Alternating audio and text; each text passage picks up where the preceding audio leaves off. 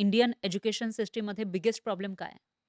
The biggest problem आपल्या education सिस्टममध्ये आहे ना, का आपल्याला बेसिकली कळतच नाही का आपल्याला जो गव्हर्न करतोय, त्यांनाच कल्पना नाही ते काय करतायत. कारण प्रत्येक वेळी, प्रत्येक 5 वर्षाला तुम्ही जर पॉलिसीजच बदलणार असाल, तर तुम्ही ठामच नाही राहत तुमच्या भूमिकेवरती. आता एन-ई-पी आलेलं आहे ते काय कट कॉपी पेस्टच आहे सगळीकडनं. हं, हं. आणि तुम्ही जर अभ्यास करताना जर लक्षात आलं तुमच्या, का पॉलिसीज म्हणजे काय? They are different curriculums. तुम्ही तुम्ही पॉलिसीज हे जे लादताय, हे प्रायव्हेट स्कूल्सवर लादताय.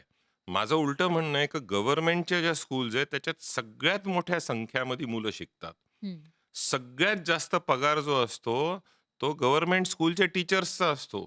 मग आउटपुट एवढा पुअर का निघतो? हं. त्यासाठी एक छोटंसं सजेशन आहे माझं, का खासदार असो, आमदार असो, नगरसेवक असो, महापौर असो, आय-पी-एस असो, आय-एस असो, आय-आर-एस असो किंवा गव्हर्नमेंटमध्ये काम करणारे जे काही कर्मचारी असतील किंवा मंत्री-संत्री जे काय असतील, त्यांचे मुलं फक्त आणि फक्त गव्हर्नमेंट स्कूलमध्ये शिकले पाहिजे.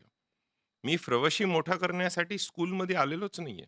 हं. मी एज्युकेशन मोठं करण्यासाठी आलोय आपल्या देशाचं. हं. त्यासाठी आलेलो आहे. जर तुम्ही एवढं चांगलं फ्युल टाकताय, एवढा चांगला पगार देतोय, आमच्या पगारापेक्षा गव्हर्नमेंट टीचर्सचे पगार थोडे जास्त आहेत. हं. मग आउटपुट का नाही मिळत? हां.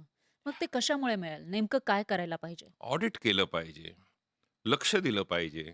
काही त्याला रॉकेट सायन्स नाहीये. हं. तुम्ही आज रोड जर समजा रोडवरती रोड बनवतो जो कॉन्ट्रॅक्टर, तुम्ही सांगितलं पाहिजे 5 वर्ष तू मेंटेन कर. एक खड्डा जरी झाला तर तू रिपेअर करशील, नाही तर जेलमध्ये जाईल. हं.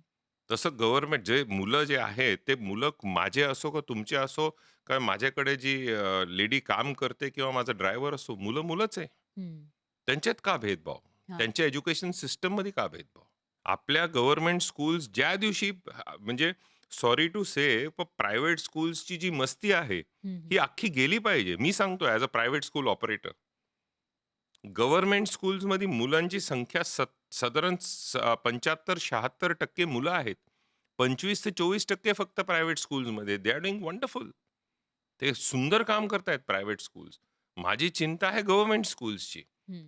आणि मला गव्हर्नमेंट स्कूल्सच्या मुलांना हे सांगायचंय का साध्या गव्हर्नमेंट स्कूल मधून सुद्धा अब्दुल कलाम सर सारखे हां. पडलेच ना बाहेर. राइट. आपले काही मिनिस्टर्स आहेत, काही ब्युरोक्रॅट्स आहेत, ते गव्हर्नमेंट स्कूल्समधून पडलेत, पण त्याची संख्या वाढली पाहिजे.